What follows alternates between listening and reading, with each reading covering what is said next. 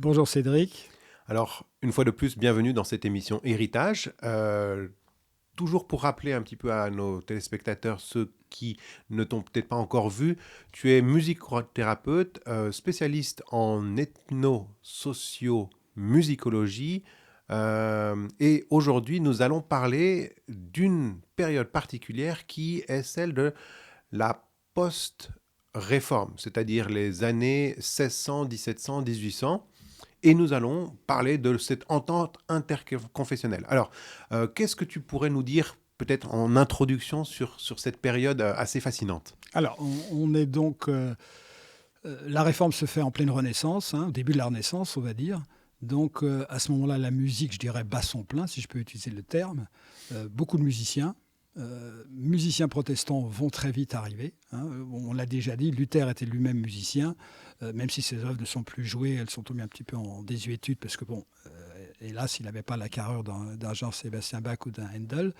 Mais donc les musiciens protestants vont commencer à arriver, influents, on connaît le plus connu, Jean-Sébastien Bach. Donc les musiciens vont bien évidemment avoir cette entente, je reprends ton terme, cette entente entre des pays différents. La musique devient vraiment européenne, entre l'Italie, pays d'Allemagne, l'Angleterre, pays flamands. Donc il y a vraiment une entente musicale interconfessionnelle pour le coup. Mhm. Les gens s'écoutent les uns les autres, s'influencent les uns les autres. Et ça va bien sûr au-dessus des clivages religieux qui sont très puissants à l'époque, bien sûr. D'accord. Alors, justement, on parle de ces guerres de religion qui vont influencer l'Europe, qui vont avoir beaucoup d'emprise, mais on se rend compte qu'au travers les musiques qui sont composées dans les différents milieux catholiques, protestants, on ne voit pas énormément de différences. On ne voit pas un clivage où on pourrait dire, bah, ça c'est une musique protestante, ça c'est une musique catholique. Et en Non. fait, la guerre musicale peut-être n'a pas eu lieu. Oui, oui. Si guerre musicale il aurait pu y avoir, non, elle n'a pas eu lieu. Voilà. Elle n'aura pas lieu. Il n'y a pas de clivage à ce niveau-là.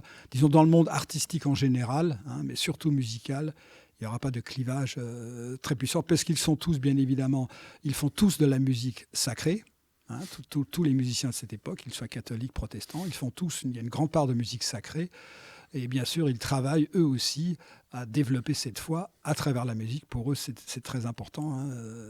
Bon, je l'ai déjà dit dans l'émission précédente, pour eux, c'était une autre manière de développer ce qu'on appelle le sentiment religieux, différent des convictions religieuses. Donc, eux, ils sont plutôt dans le travail sur le sentiment, d'approfondir le sentiment religieux pour le mener jusqu'à...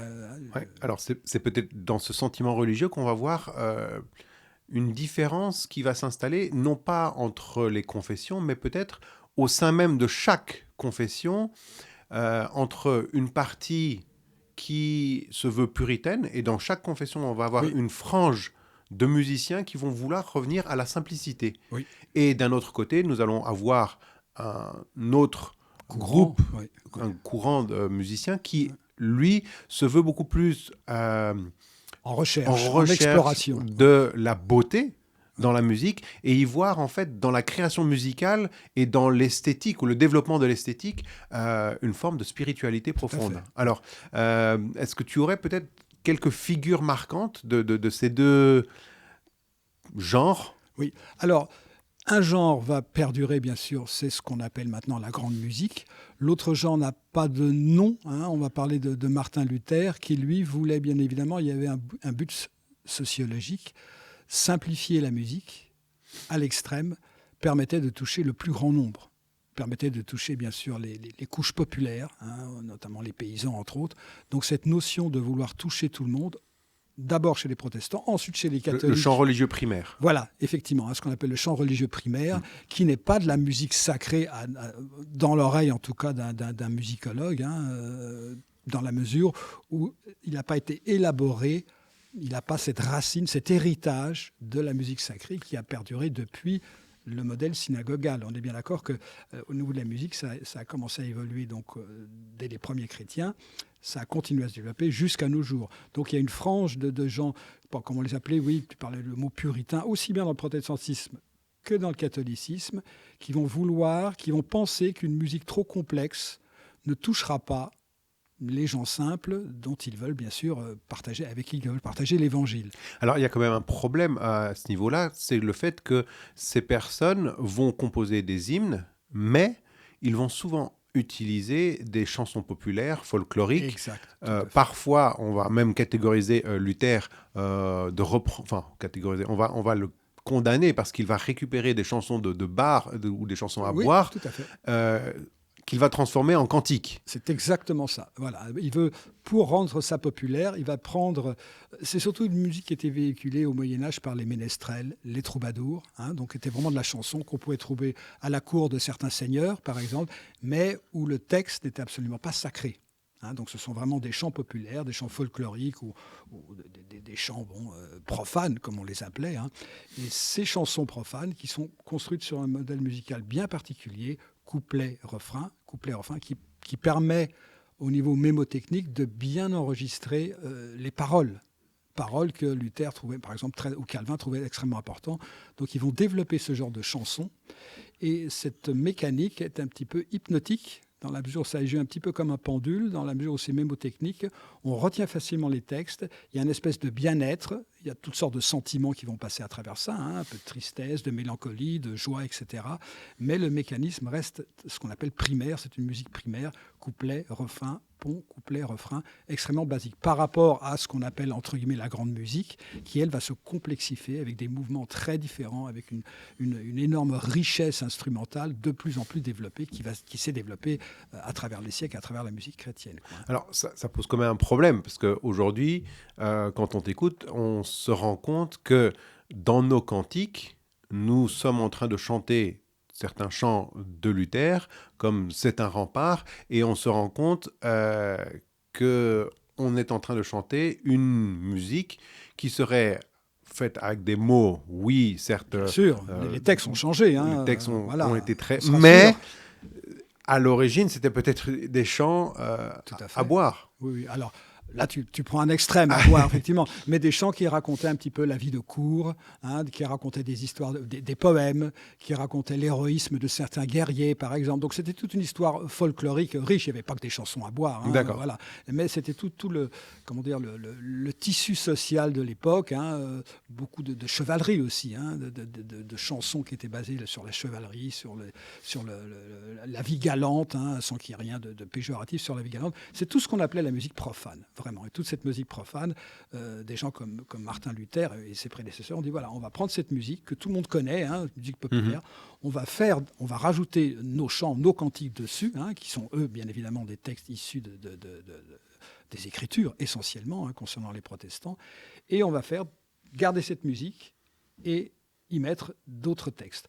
La démarche est absolument bonne à la base, sauf que ce courant-là va commencer à se creuser, à se développer de plus en plus, et va faire que, même au sein du protestantisme, quand il y aura des grands musiciens protestants comme Bach ou Handel, à ce moment-là, certains mouvements protestants vont rester dans une musique religieuse primaire, tout à fait religieuse, mais primaire, ne vont pas du tout suivre le développement d'une grande musicale. Alors, peut-être tu peux nous parler un petit peu plus de ces musiciens. Quelle est l'idée qui est derrière ce développement de la beauté? Quelle est l'idée créatrice? Alors, basiquement, c'est se rapprocher de plus en plus des musiques célestes. Ça peut paraître, bien sûr, à notre époque, peut-être un petit peu, entre guillemets, prétentieux, mais effectivement, dans la musique sacrée, le but, c'est de se rapprocher de plus en plus de cette musique qu'on peut trouver dans toutes les pages de l'Écriture, qui était déjà développée dès le premier Moyen-Âge, par des gens comme Hildegard von Bingen, Jeannequin, etc., qui disaient bien, voilà, la musique, pour eux, était une véritable musicothérapie. Ils ne faisaient pas la musique par agrément. À l'époque, on n'allait pas voir des musiciens sur scène en applaudissant à la fin. Voilà, c'était vraiment une musique spirituelle, sacrée, dans la mesure où, pour ces gens-là, elle transformait tout à fait notre vision, notre perception du monde, parce que cette musique était porteuse. Et bon, moi j'en suis bien évidemment convaincu, hein, c'est ma fonction, je dirais, mais la musicothérapie, c'est pas une invention récente. Pour ces gens-là, la musique guérissait spirituellement les êtres. Hein. On faisait venir même des gens en difficulté, en souffrance ou autre, pour leur faire bénéficier de cette musique. C'était une musique absolument guérissante, spirituellement parlant, bien évidemment. Et on retrouve parmi ceux-là, par exemple, le Messie de Handel, comme Tout à fait, comme un espèce de remède best-seller, spirituel. ouais. Voilà, hein, tout à fait. Hein. Il y a les motets de Jean-Sébastien Bach, qui sont aussi des chants absolument sacrés. Hein. Ça peut être les requiems, ça peut être des tas de morceaux de musique composés par ces grands compositeurs qui mettaient bien sûr tout leur art, toute leur âme. Et là, on voit qu'il y a quand même un clivage donc, entre ces minorités, majorités protestantes qui vont s'éloigner de la musique sacrée pour donner une primauté à la musique, donc une musique assez basique, primaire, basée surtout sur la chanson. Et la chanson a un côté assez hypnotique. Paradoxalement, on rejoint les cultures anciennes qui, eux aussi, utilisaient des cycles très courts parce que ça permet tout ce qu'on appelle les mantras, par exemple, hein, dans d'autres cultures, d'autres civilisations. En fait, sans s'en apercevoir, le protestantisme va commencer à utiliser le même système de répétition, de tourner en rond, un couplet, un refrain, deux couplets, un refrain, etc.